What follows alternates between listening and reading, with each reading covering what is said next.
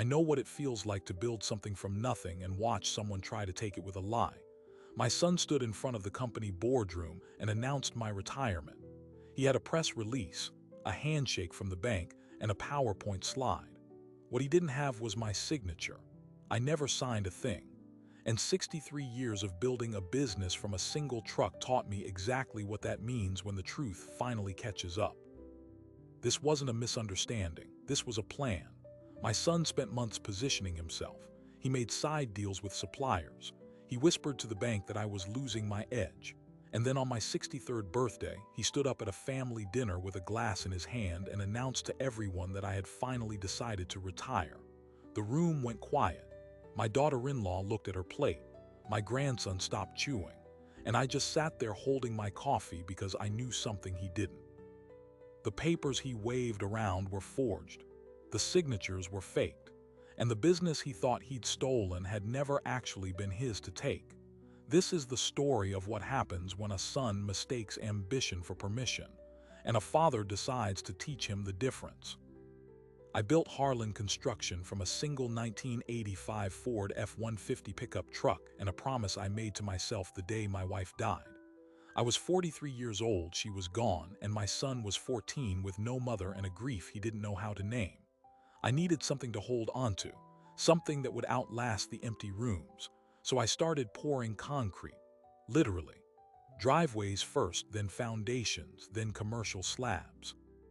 I worked 16-hour days and I brought my son with me every summer. I taught him how to read a grade stake. I taught him how to mix mud by feel.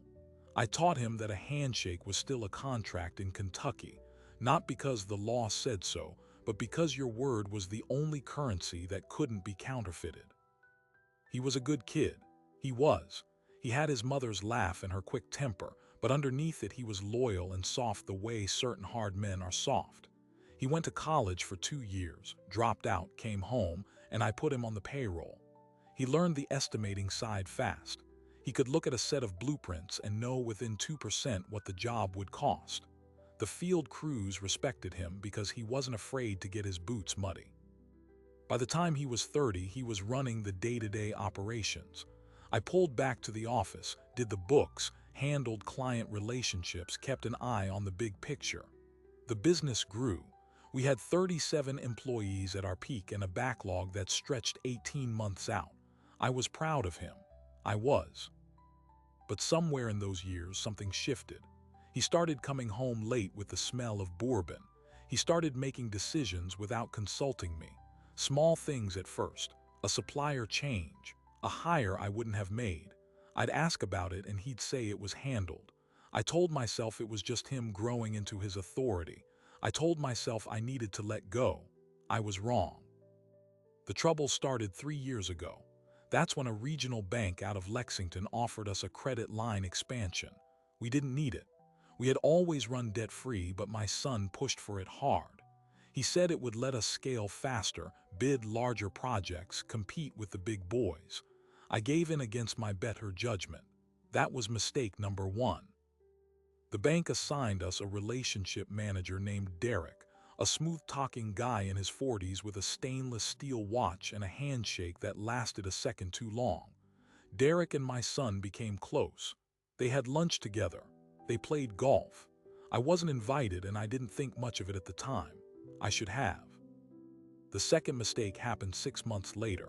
My son started attending industry association meetings alone. He'd come back with new contacts, new suppliers, new ideas. One of those ideas was restructuring the company ownership into a voting trust. He said it would protect us from estate taxes when I passed. He brought in an attorney he had met at one of those meetings, a man named Rourke from a big Louisville firm.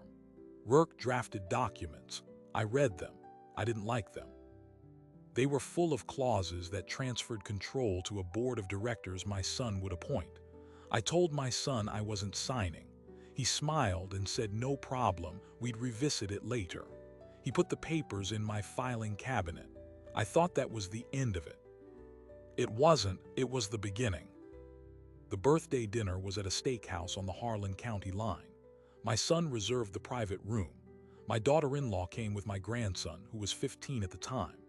My son stood up after the salads were cleared and tapped his glass with a knife. He made a little speech about how proud he was of me, how I had built something from nothing, how he had learned everything from me. Then he said, and this is verbatim, "That's why it gives me so much joy to announce that Dad has finally agreed to retire. Effective immediately, the company is in good hands." My grandson looked at his father like he had just announced a kidnapping. My daughter-in-law stared at the tablecloth. I didn't say a word. I looked at my son's face and I saw something I had never seen before in 23 years of working beside him. I saw contempt. He thought he had won. He had the bank on his side. He had work. He had a room full of people who would read the newspaper the next morning and believe the story. He had everything except the one thing that actually mattered. I stood up. I looked at my grandson and said, "Let's go." We walked out. My daughter-in-law followed. I could hear my son's voice behind me saying something about dessert, but I didn't turn around. The next morning, the local paper ran a short piece. Harlan Construction founder retires, son takes helm. My son had already sent a press release. He had already contacted our major clients. He had already instructed the bank to freeze the operational accounts and transfer signing authority to his name. Derek at the bank had approved it, citing an internal memo my son had provided. The memo was dated 3 weeks earlier and bore what appeared to be my signature. Except I had never signed a memo giving my son signing authority. I had never signed anything, and the signature on that memo was a forgery. I went to my filing cabinet that afternoon. I pulled out the trust documents Rourke had drafted. I had initialed every page, but I had never signed the final page. The final signature line was blank. That saved me, but I also found something else. Tucked behind the trust papers was a photocopy of a note my son had written to Derek at the bank. It said, "Dad is slowing down. We need to move before he changes his mind. I have a POA drafted, just need his signature. Give me 30 days. I don't know how that photocopy got into my cabinet. Maybe my son left it there by accident. Maybe someone on his side had second thoughts. I don't care. I called a lawyer the same afternoon. Not Rourke, a different lawyer. An older woman named Beverly who had handled my wife's estate and who I trusted because she had never once tried to upsell me. She listened to the whole story without interrupting. When I finished, she said, "Do you have anything that proves he forged the memo?" I told her I didn't, yet. She said, "Then you need to get it, quietly, legally, before he realizes you're fighting back." I hung up and sat in my truck in her parking lot for a long time. I was 63 years old. I had spent 40 years building a company, and I was about to go to war with my own son. I didn't want to, but I had seen his face at that dinner table. I had seen what he was willing to do to a room full of people who loved him, and I knew that if I didn't fight, the company would become something I didn't recognize. It would become his.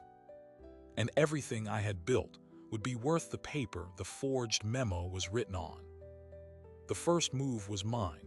I went to our office after midnight. I had a key.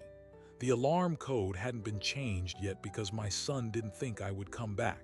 I went straight to his desk. I found the draft of the trust documents he had emailed to himself. I found the memo template he had used, and I found something else. A text message on his office phone that he had left on the charger. The screen lit up when I touched it. It was from Derek at the bank. It read, "The old man signs tomorrow or we take the company anyway. Rourke has the court filing ready. Your call."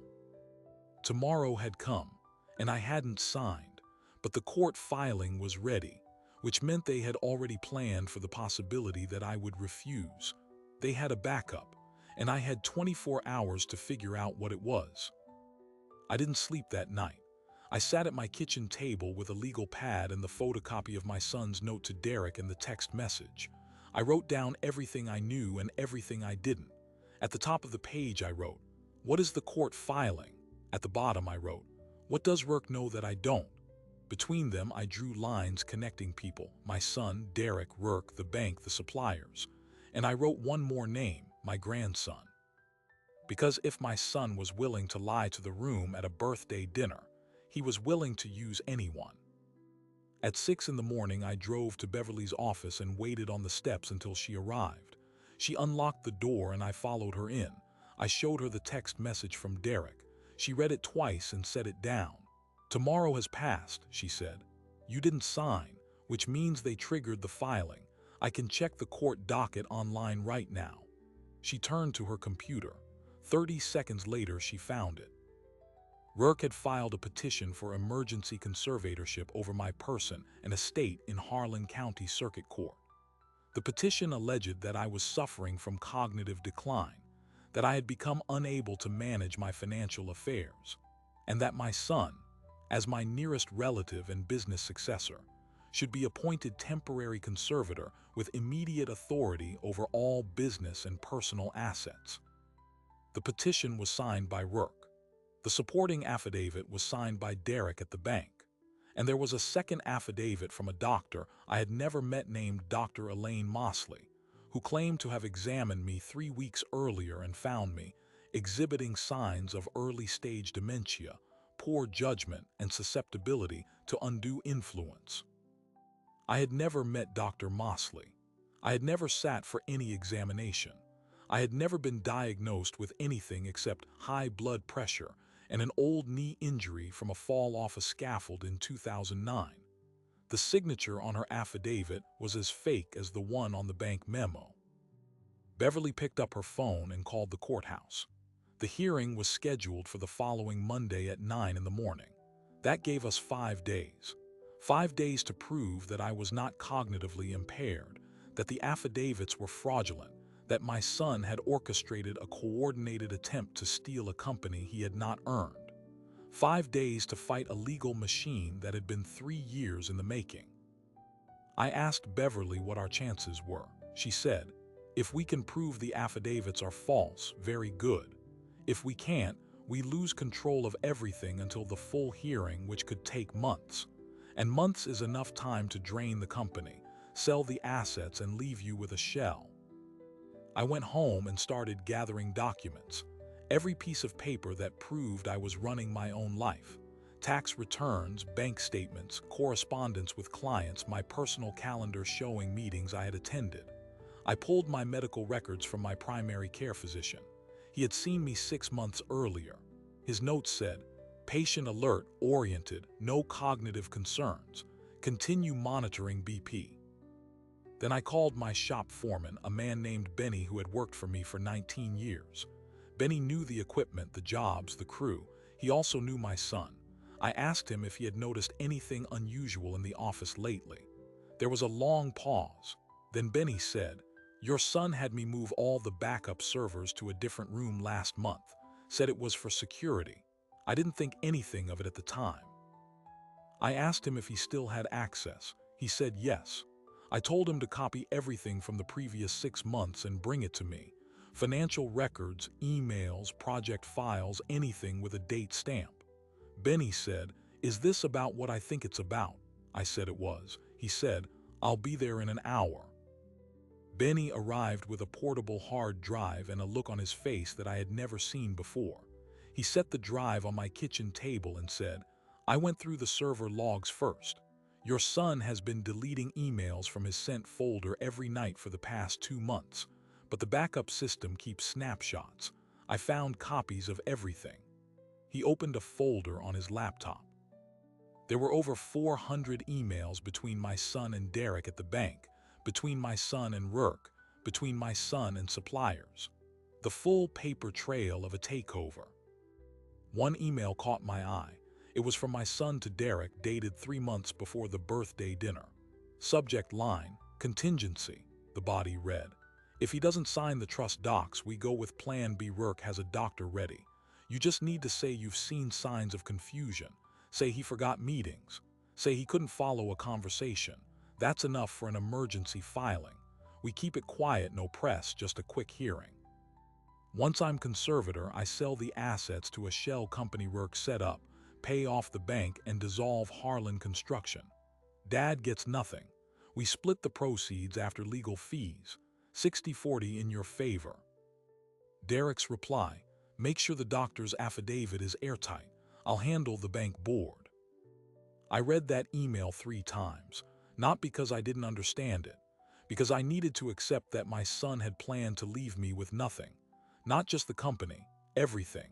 The house, the savings, the truck, the tools in my shop.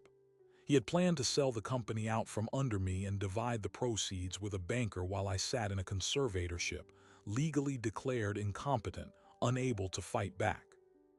I asked Benny if there was anything else. He hesitated. Then he opened another folder. There are emails between your son and a woman named Paige. She works at the regional supplier we use for lumber and hardware. Looks like he was setting up a separate credit account in the company's name without your knowledge. He ordered over $150,000 in materials and had them shipped to a storage unit he rented under a different name. I don't know what he planned to do with them. Resell them, probably, but the invoices were all paid from the company account. I had taught this man everything. I had given him a job. I had trusted him with the business I spent my life building, and he had spent the last 3 years systematically preparing to take it all.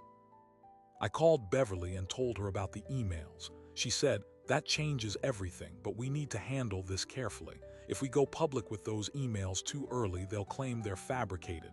We need a forensic examiner, and we need to present them in a way that can't be challenged." She paused. "There's something else. I filed a motion this morning to continue the conservatorship hearing. The judge denied it. He wants to hear the evidence on Monday, which means we go to court in 4 days with whatever we have." 4 days.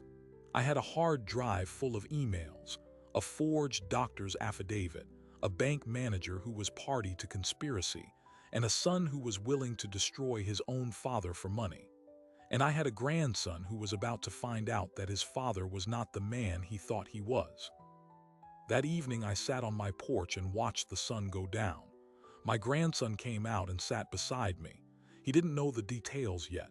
He only knew that something was wrong. He said, "Dad called me today. He said you were having some kind of breakdown. He said I should come stay with him until things settled down." I looked at my grandson. He was 15.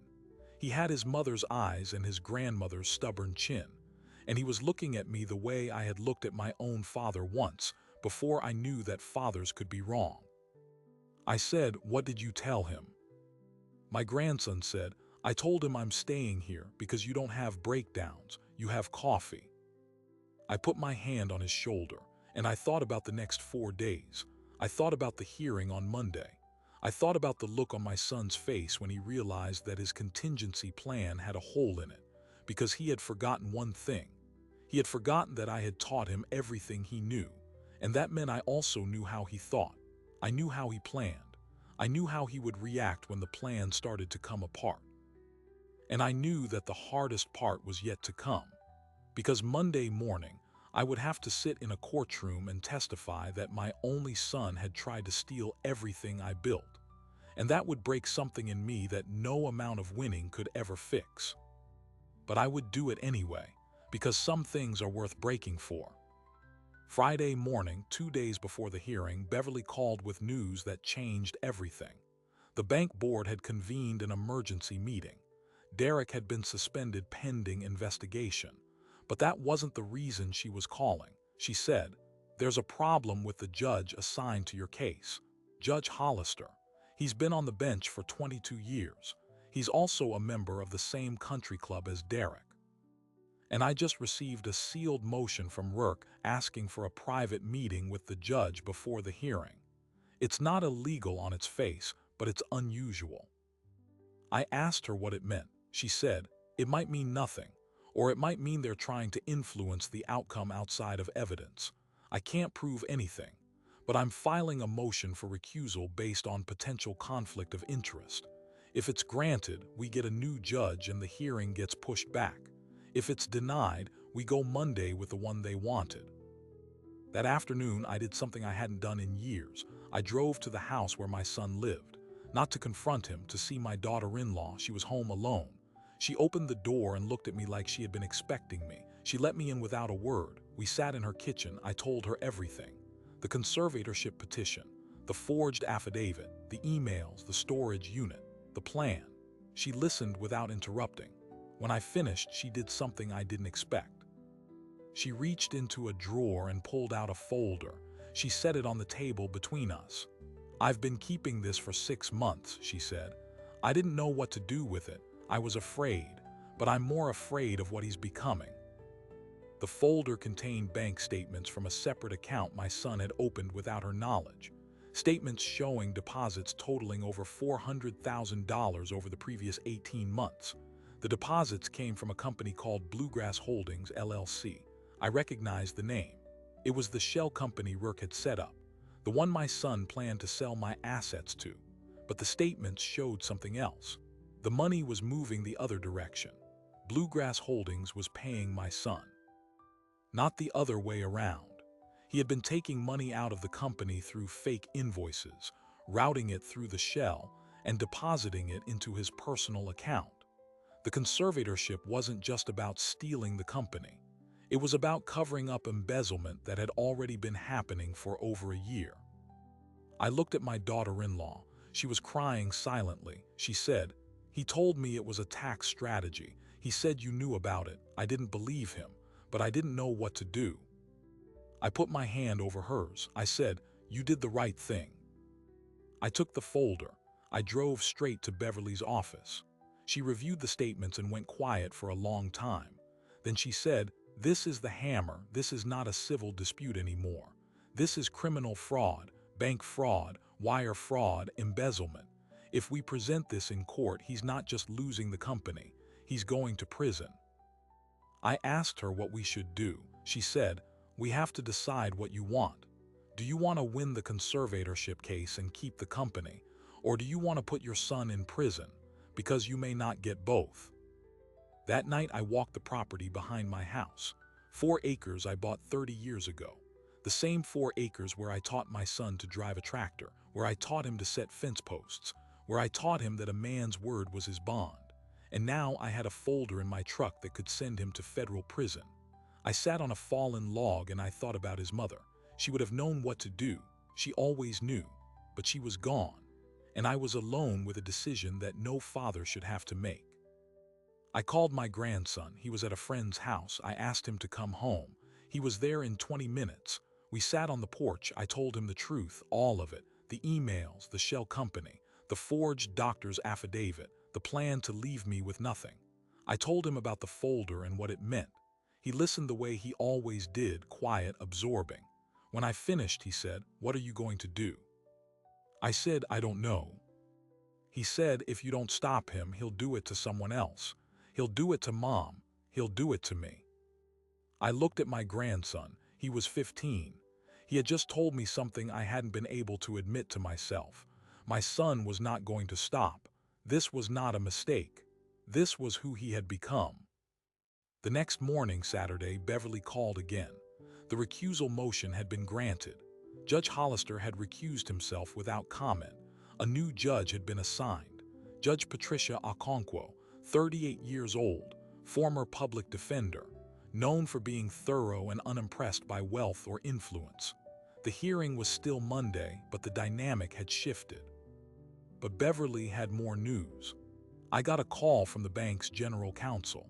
They've opened an internal investigation into Derek's activities. They found evidence that he was receiving kickbacks from the shell company. They're cooperating with our side now. They're freezing all accounts associated with the conservatorship petition until the hearing. That was good, but it wasn't the end. Because my son still had the forged affidavit, he still had Rourke, and he still had the storage unit full of materials he had purchased with company money. Benny called me that afternoon. He had been watching the storage unit. A truck had arrived that morning. 2 men had loaded everything into a moving van. Benny followed them to a warehouse on the outskirts of town. He wrote down the address. I passed it to Beverly. She said, "That warehouse is leased to Bluegrass Holdings. They're moving the evidence." I made a decision. I called the Harlan County Sheriff's Office and filed a report for stolen property. I gave them the serial numbers of the equipment my son had ordered. I gave them the address of the warehouse. 2 deputies were dispatched. They arrived while the moving van was still being unloaded. The driver didn't have a bill of sale. The materials matched the description of what had been purchased with my company's credit account. The deputies impounded the truck and the contents. My son was not at the warehouse, but the driver gave a statement that he had been hired by a man matching my son's description. That evening, my son called me, first time since the birthday dinner. His voice was controlled, cold. He said, "I hear you've been busy." I said, "I learned from the best." He said, "You're making a mistake. This isn't going to end the way you think." I said, "It's going to end exactly the way it should, and you're going to have to live with what you've done." He hung up. I sat in my kitchen and looked at the folder with the bank statements. I thought about what my grandson had said. If you don't stop him, he'll do it to someone else. I picked up my phone and called Beverly. I told her to file the criminal complaint, not after the hearing, now. She didn't argue. She said, "I'll have the paperwork ready by Monday morning. We'll serve it at the hearing." Monday morning came cold and gray. I put on my best suit, the same suit I had worn to my wife's funeral, the same suit I had worn to my grandson's first piano recital. I drove to the courthouse alone. My grandson was at school. I had told him to go. He had argued. I told him that some things a boy shouldn't have to watch.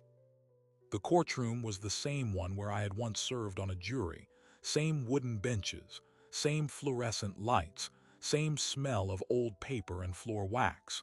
My son was already there. He sat at the defendant's table with Rourke beside him. He did not look at me. Derek was not there. He had been suspended and was not expected to testify. Judge Okonkwo entered. She was shorter than I expected, with sharp eyes and a calm voice. She reviewed the filings.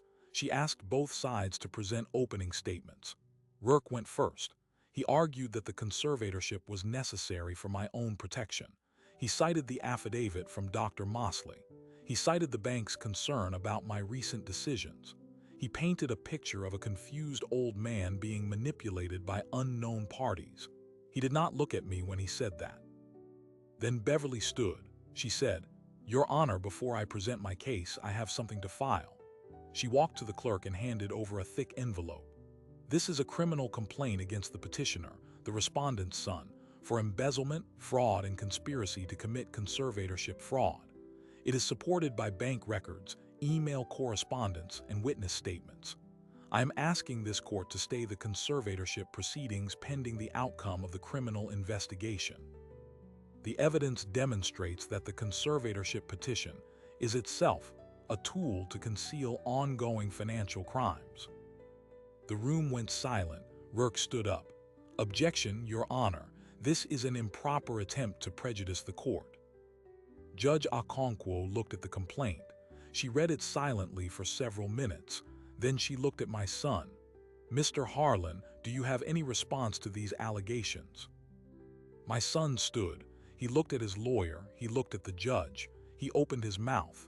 And then he did something no one expected. He said, "I want to speak to my father." Judge Okonkwo considered this. She said, "The court will recess for 15 minutes." We were led to a small conference room, just me and my son, no lawyers, no deputies. The door closed. He stood across the table from me. He looked older than he had at the birthday dinner. The confidence was gone. In its place was something I had not seen in years: fear. He said, "Dad, I can explain." I said, "Don't."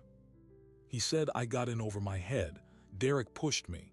Rourke pushed me. I didn't know how to stop it." I said, "You had 3 years to stop it. You didn't. You had 100 chances to tell me the truth. You didn't. You planned to take everything. You planned to leave me with nothing, and you used your own son's name to do it." He was crying now, real tears or good ones. I couldn't tell anymore. He said, "What do you want me to do?" I looked at my son, the boy I had taught to drive a tractor, the boy I had taught to set fence posts, the boy I had trusted with everything I built. I said, "I want you to tell the judge the truth, all of it, and then I want you to walk out of this courtroom and never come back." The 15 minutes ended. We returned to the courtroom. My son stood before the judge. He did not look at Rourke. He did not look at me. He said, Your Honor, I withdraw the conservatorship petition. The allegations against my father are false. I fabricated the medical affidavit. I conspired with Derek and Rourke to take control of the company. I embezzled funds. I am responsible. Judge Okonkwo did not change expression. She said, Mr. Harlan, you have just confessed to multiple felonies in open court. The court will remand you into custody pending arraignment on the criminal complaint. You are advised to secure counsel. This hearing is adjourned. They took my son away in handcuffs. I watched him go. He did not look back. I walked out of the courthouse into cold April air. My grandson was waiting on the steps. He had skipped school. I should have been angry. I wasn't. He looked at me and said, "Is it over?" I said, "It's over." We stood there together, the two of us, under a gray sky, and I knew that this was not the end of the story. It was the beginning of something else, because my son was gone, but my grandson was still here, and I had a company to rebuild, and a boy to raise, and a legacy to leave that had nothing to do with concrete or steel. The first thing I did when I got home was call my grandson's school. I told them he had been with me at a family emergency and that he would be back the next day. The secretary said she understood. She didn't ask questions. Small town, everyone knew. The second thing I did was call Benny. I told him the conservatorship was dismissed and that my son was in custody. He let out a long breath. Then he said, "What happens now with the company?" I told him the truth. I didn't know. The bank had frozen the accounts. The suppliers were nervous. The crew hadn't been paid in 2 weeks because my son had redirected payroll. There were invoices to sort out, clients to reassure, and a reputation to rebuild. But I told Benny one thing I was sure of. We're not closing. We're not selling. We're going to keep pouring concrete. Benny was quiet. Then he said, "I'll call the crew. Tell them to show up tomorrow." I hung up and sat at my kitchen table, the same table where I had written my plan on a legal pad 4 days earlier, the same table where my grandson had eaten toast the morning after his father left. I looked at the folder with the bank statements. I looked at the hard drive with the emails, and I realized that I had won the battle, but the war was going to take years. The criminal case moved fast. My son was arraigned 2 days after the hearing. He was charged with embezzlement, bank fraud, conspiracy to commit conservatorship fraud, and forgery. The judge set bail at $500,000. His lawyer, a new one this time, argued for lower. The prosecutor cited the shell company and the storage unit and the plan to leave me destitute. The judge denied the reduction. My son stayed in custody. The daughter-in-law filed for divorce the same week. She came to my house with the folder of evidence I had already seen. She said, "I found more." She pulled out a memory card. He had this hidden in his office. It's recordings. He recorded every conversation he had with Derek and Rourke for the past 6 months. He was building insurance in case they tried to cut him out. I took the memory card. I didn't listen to it. Not then. I gave it to Beverly. She had it transcribed. The transcripts contained everything. Derek admitting to the kickback scheme, Rourke planning the conservatorship filing, my son agreeing to it all. It was the complete record of a conspiracy. The bank conducted its own investigation. Derek was fired and charged separately. The bank board issued a public apology to me and offered to restore all frozen accounts with interest. I accepted the restoration. I declined the interest. I told them that what I wanted was a written commitment that they would never do business with my son or anyone associated with Bluegrass Holdings. They agreed. Rourke's law firm launched an internal review. Rourke resigned. The Kentucky Bar Association opened a disciplinary investigation. He surrendered his license 6 months later. He was not charged criminally, but his career was over. Dr. Mosley, the doctor who signed the false affidavit, turned out to be a retired physician who had been paid $5,000 to say she had examined me. She claimed she was told it was for an insurance review. She didn't know it was for a conservatorship. She returned the money and wrote an apology letter. I never responded. The case went to trial 7 months later. My son pleaded not guilty by reason of being misled. He claimed that Derek and Rourke had manipulated him. The prosecutor played the recordings. The jury deliberated for 4 hours. They found him guilty on all counts. The sentencing hearing was in December. I attended. My grandson did not.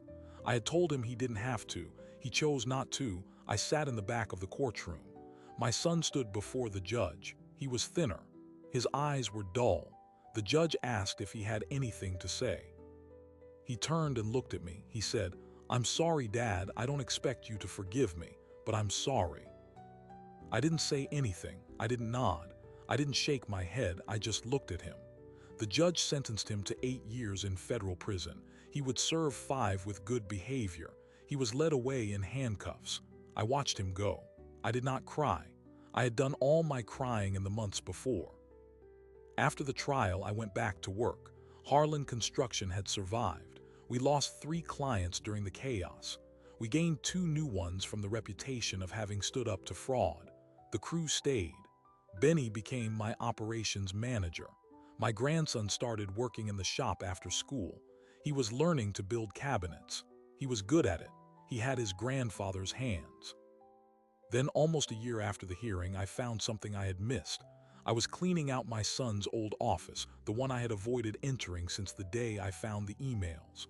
Behind a filing cabinet, there was a small safe. I had it drilled open. Inside, there were documents I had never seen. A deed to a piece of property I didn't recognize, a bank account statement from an offshore account, and a handwritten letter. The letter was from my son, dated 2 years before the birthday dinner. It was addressed to me. It said, "Dad, if you're reading this, something went wrong. I've made decisions I'm not proud of. I got involved with people who promised me everything. I thought I could handle it. I was wrong. I'm writing this because I want you to know that I never wanted to hurt you. I wanted to prove I could do it on my own. I wanted to be you, and I failed. If you find this, please take care of Mom. Take care of the family. I'm sorry I wasn't the son you deserved." The letter was never sent. It was hidden in the safe. Maybe he forgot about it. Maybe he was too ashamed to send it. I don't know.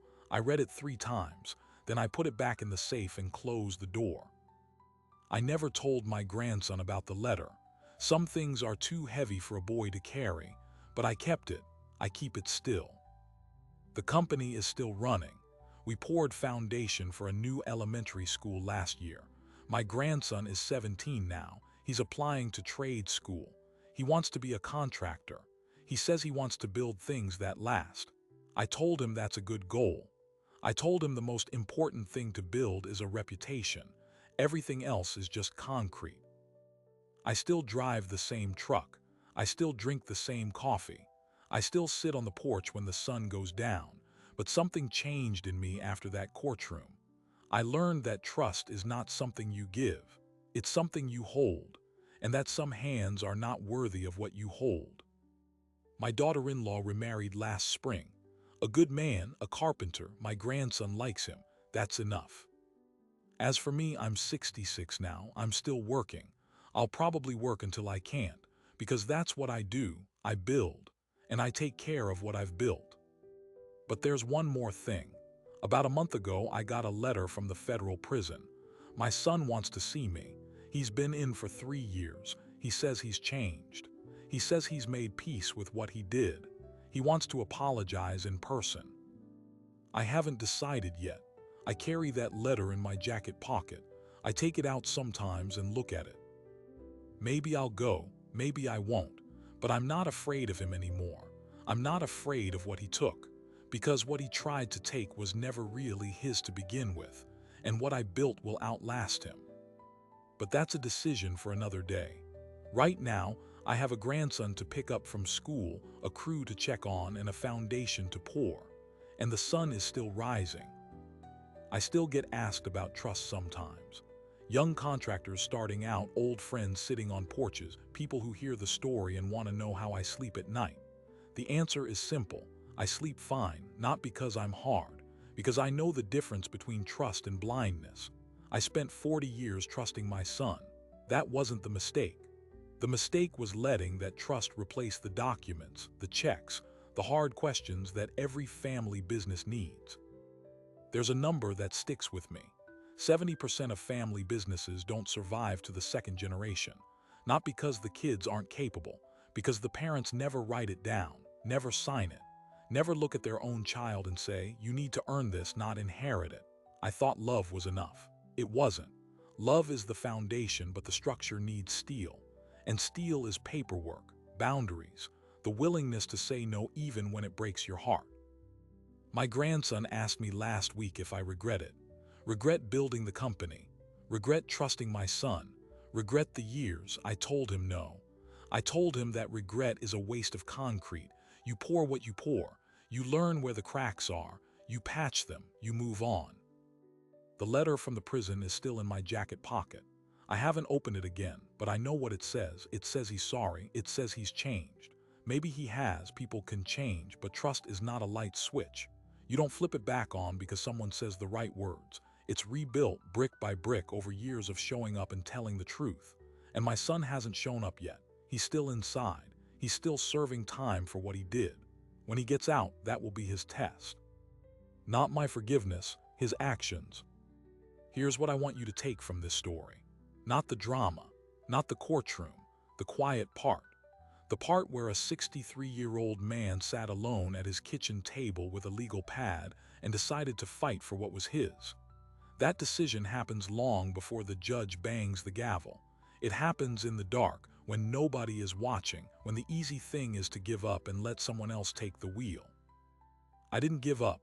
I built a company from a single truck and a broken heart. I raised a grandson. I stood in court and watched my son get handcuffed. And I'm still here, pouring foundations, drinking coffee, watching the sun rise over 4 acres of Kentucky land.